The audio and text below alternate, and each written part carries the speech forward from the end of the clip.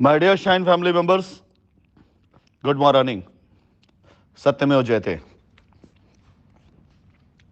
आज कोर्ट की जो प्रक्रिया थी,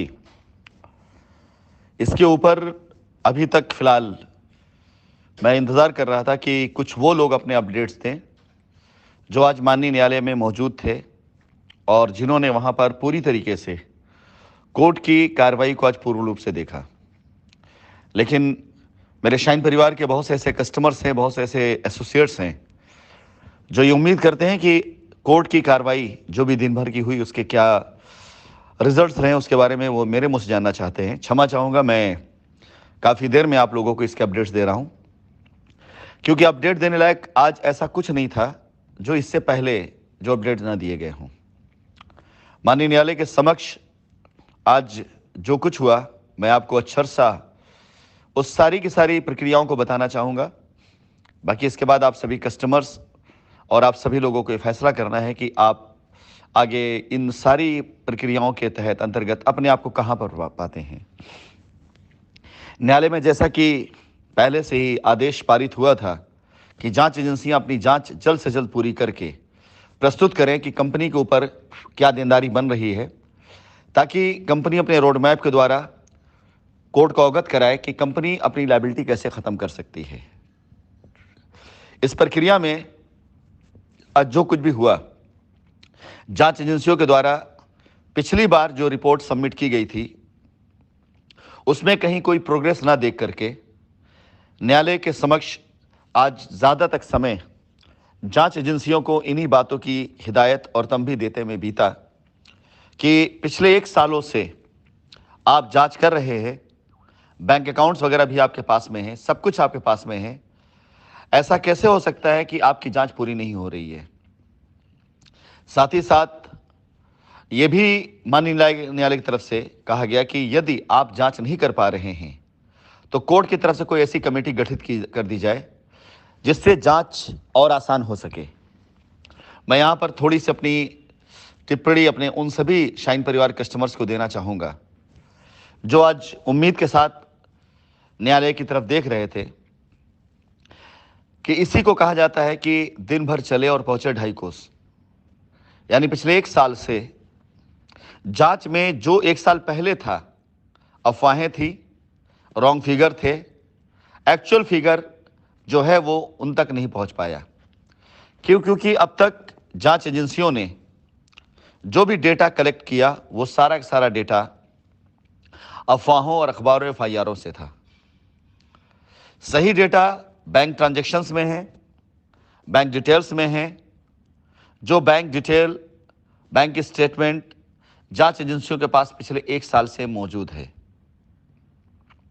जांच एजेंसियां अगर बैंक स्टेटमेंट के द्वारा जांच करेंगी और किया भी उन्होंने, तो एक्चुअल जो डेटा है वो आप सभी लोगों ने पिछले कुछ दिन पहले देखा था कि प्रस्तुत किया गया था, वो एक्चुअल डेटा के आसपास आ रहा है, जो कि 60,000 करोड़ अफवाह से बहुत दूर दूर तक उसका कोई संबंध नहीं है।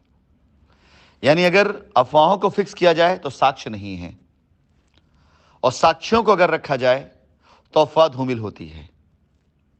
मुझे जहां तक लगता है ये सबसे बड़ा असमंजस और गैप सामने निकल करके आ रहा है, जो शाइन परिवार के सभी कस्टमर्स को अपनी लायबिलिटी पूरा करने में बाधक बन रहा है। कि अफवाहों में दिए गए डेटा पर अगर हम विश्वास करें तो उसके साक्ष्य कभी नहीं मिल पाएंगे। 10 साल भी मुकदमा अगर लड़ा गया तो भी ये साक्ष्य कभी नहीं मिल सकते हैं।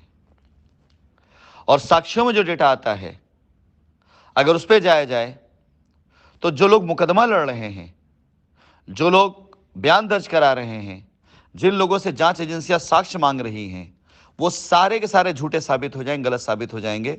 ये सबसे बड़ा असमंजस है आज की तारीख में। दूसरी, आपके महान अधिवक्ता जिनका आप सभी लोग अलग अलग तरह से आप लोगों ने नाम रखा हुआ है, वो जब अपना मुंह खोलते हैं तो ऐसा लगता है कि बस अब जो बोलने जा रहे हैं वो फाइनल और मास्टर स्ट्रोक होगा। और आप सभी को अच्छे से पता है कि उसी एक शख्स के द्वारा चलाए गए प्रोपेगेंडे का शिकार सारे लोग हो रहे हैं। और आज इस बात को आप रिकॉर्ड में रख लीजिए कि इस पूरे के पूरे मुकदमे की जो आखिरी गाज गिरेगी वहीं जाकर गिरेगी जहां से प्रोपेगेंडे निकले हैं।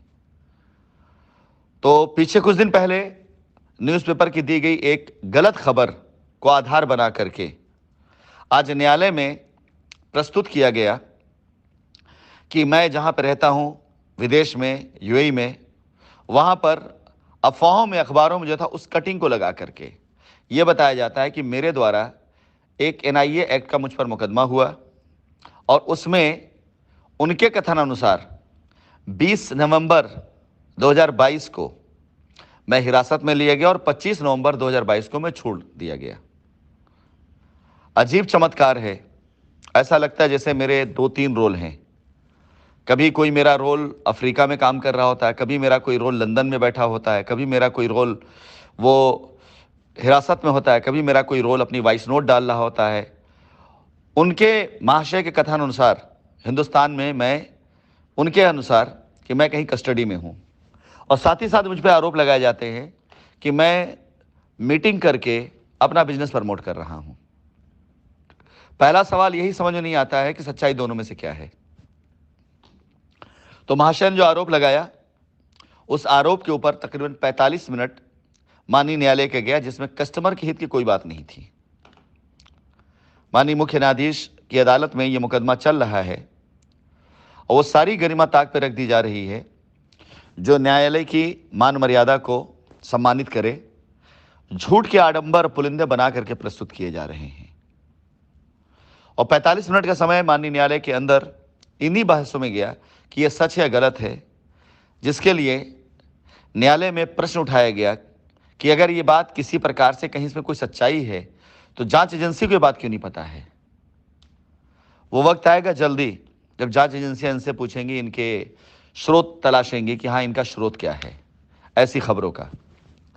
अब आप खुद अंदाजा लगाइए कि इस तरह की अफवाहों से आपकी लायबिलिटी कितने प्रतिशत दूर हुई, कितना प्रतिशत आपका काम हुआ और आपकी टेंशन दूर हुई। इसके बाद अगला आरोप लगाया गया कि YouTube के द्वारा मार्केटिंग करके और कस्टमर को प्रलोभन देकर मैं फिर से काम कर रहा हूं। अब फिर से प्रश्न वही आता है कि यदि मैं YouTube के द्वारा मार्केटिंग कर रहा हूं तो मैं कब कस्टडी में हूं और मैं कस्टडी में कब मार्केटिंग कर रहा हूं। और इस तरह की बातों में न्यायालय का 1 घंटे से भी ज्यादा समय, तकरीबन 1.5 घंटा समय सिर्फ इन बातों में गया जो ये महाशय ने गलत तरीके से उठाया। और इससे कस्टमर की लायबिलिटी कितनी दूर हुई ये कस्टमर खुद डिसाइड करे। इसके बाद न्यायालय के अंदर यह बात रखी गई कि अगले 5 दिन के अंदर अंदर जांच को कंप्लीट करके फिगर दिया जाए जिससे यह निकल करके सामने आए कंपनी के ऊपर लायबिलिटी क्या है। हम और हमारे महान अधिवक्ता इंतजार कर रहे हैं इस बात का कि माननीय न्यायालय के समक्ष ऐसी कोई बात रखी जाए जो साक्ष्यों और तथ्यों के आधार पर हो। हमारी स्वीकृति उसके प्रति पहले दिन से है और यदि किसी प्रकार का कुछ प्रोपगेंडा किया गया, किसी प्रकार कुछ झूठे साक्ष्य तथ्य रखे गए तो हमारी टीम, हमारी अधिवक्ताओं की टीम उन बातों पर प्रश्न उठाने के लिए वहां मौजूद है। फिलहाल जो कुछ 21 तारीख से पहले था वही 25 तारीख को भी हुआ। ऐसा कुछ नया इसके अंदर नहीं गया है।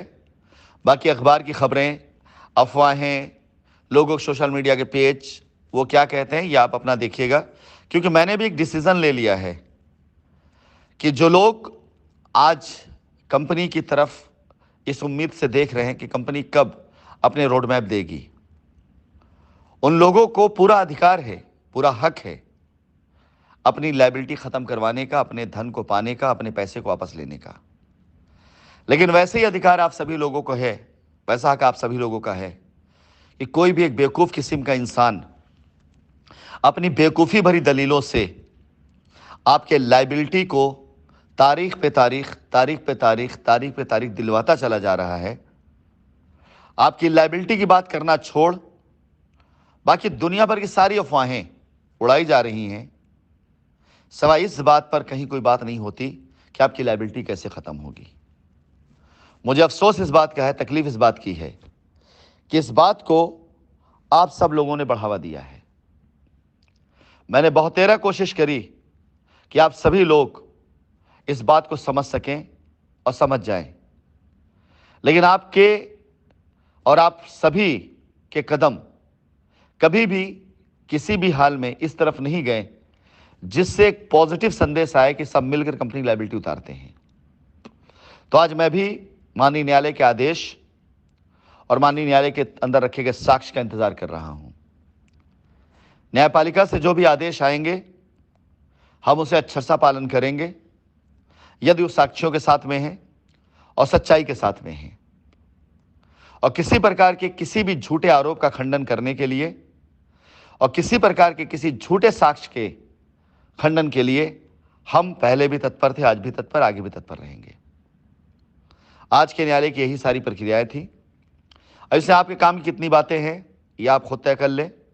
कल सुबह का अखबार का इंतजार करें प्रोपेगेंडों के लिए, लोगों की जो फालतू बातें उनका इंतजार करें, क्योंकि पूरे के पूरे इस न्यायिक प्रक्रिया में कहीं पर भी हमारे कस्टमर के हित की, हमारे कस्टमर के पैसे की अदायगी की, उसके रोड मैप की बात किसी की तरफ से नहीं की गई। सत्यमेव जयते।